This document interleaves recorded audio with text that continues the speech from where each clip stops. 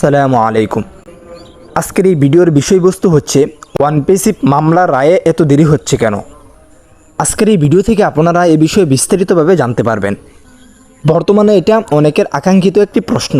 আমি অনেক যাচাই বাছাই করার পর অনেক ইনফরমেশন কানেক্ট করেছি, যা আজকের এই ভিডিওতে আমি আপনাদের সাথে শেয়ার করব। অবশ্যই তাই ভিডিওটি শুরু থেকে নিয়ে শেষ পর্যন্ত খুব মনোযোগ সহকারে দেখার জন্য চেষ্টা করবেন। আর অবশ্যই আপনারা যদি এই চ্যানেলটিকে সাবস্ক্রাইব করে না থাকেন, অবশ্যই চ্যানেলটিকে সাবস্ক্রাইব করে পাশে থাকবেন প্রতিনিয়ত ওয়ানপেসিভের আপডেটগুলো পাওয়ার জন্য। আর অবশ্যই এখনও পর্যন্ত যারা আমার হোয়াটসঅ্যাপ গ্রুপে যুক্ত হন নাই, ভিডিও ডিসক্রিপশনে হোয়াটসঅ্যাপ গ্রুপের লিঙ্ক দেওয়া থাকবে, সবাই যুক্ত হয়ে নেবেন ওয়ানপেসিভের সকল আপডেট সবার আগে পাওয়ার জন্য।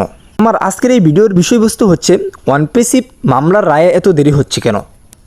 আপনারা সকলেই জানেন ওয়ানপেসিভ এর বিরুদ্ধে মার্কিন securities and exchange commission SEC এর দায়ের করা মামলা বর্তমানে অনেক ধাপে এগোচ্ছে, কিন্তু এখনও চূড়ান্ত রায় আসেনি।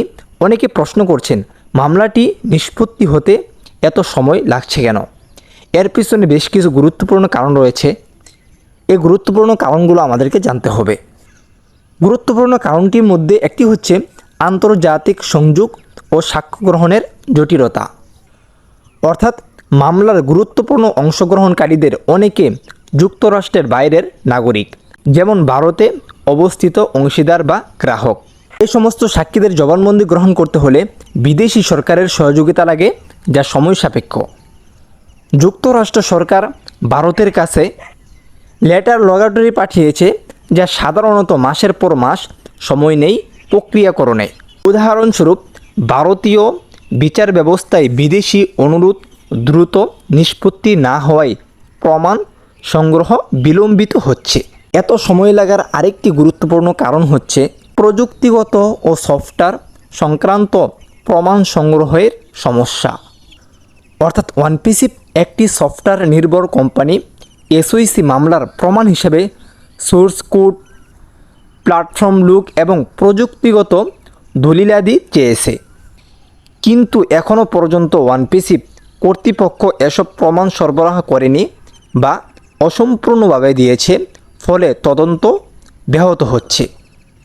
আশা করছি আপনারা এ বিষয়ে ক্লিয়ার হয়েছেন। এমন ক্ষেত্রে আদালত নতুন সময় দেয়, যার ফলে রায় বিলম্বিত হয়। তবে বর্তমানে ওয়ানপেসিভ সমঝোতার প্রচেষ্টা করছে, যা আপনারা সকলে জানেন। ওয়ানপেসিভ এবং SEC দুপক্ষই সমঝোতার চেষ্টা করছে। একাধিকবার খসড়া সমঝোতা প্রস্তাব বিনিময় হয়েছে, কিন্তু এখনও SEC সেটি অনুমোদন করেনি।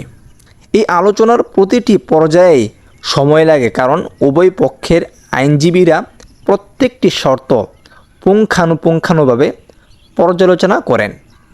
এখন বিষয়টা হচ্ছে যুক্তরাষ্ট্রে ফেডারেল কোর্টে হাজার হাজার মামলা চলমান। ওয়ানপেসিভ এর মতো বেসরকারি সিভিল মামলাগুলোর জন্য একটি নির্দিষ্ট তারিখ পেলেও তা স্থগিত হওয়া খুবই সাধারণ।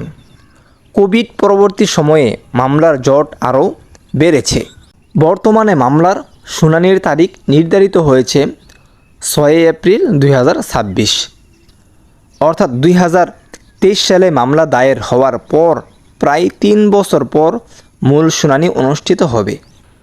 তবে 7ই মে একটা তারিখ ছিল, এখানে হয়নি। এখন বিষয়টা হচ্ছে মামলাটি দীর্ঘ সময় লাগাটা একেবারে অযৌক্তিক নয়।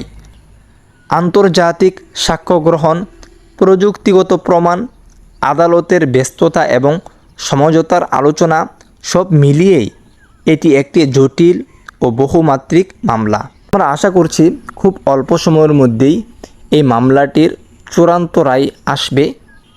এর মাধ্যমে সত্যটা উদ্ঘাটন হবে এবং আমরা আশাবাদী ওয়ানপেসিভ সেখানে বিজয় অর্জন করবে। ওয়ানপেসিভ একটি রিয়েল প্ল্যাটফর্ম এবং ওয়ানপেসিভ একটি সঠিক প্ল্যাটফর্ম। যাই হোক, আশা করছি আপনাদের কাছে মামলার রায়ে এত দেরি হচ্ছে কেন এই বিষয়ে স্পষ্ট করতে পারছি। তারপরেও যদি আপনাদের মনে কোনো প্রশ্ন থাকে, অবশ্যই আপনারা কমেন্ট বক্সে জানাতে পারেন। আজকের ভিডিওটি এখানে শেষ করছি। দেখা হচ্ছে পরবর্তী কোনো এক ভিডিওতে। আসসালামু আলাইকুম।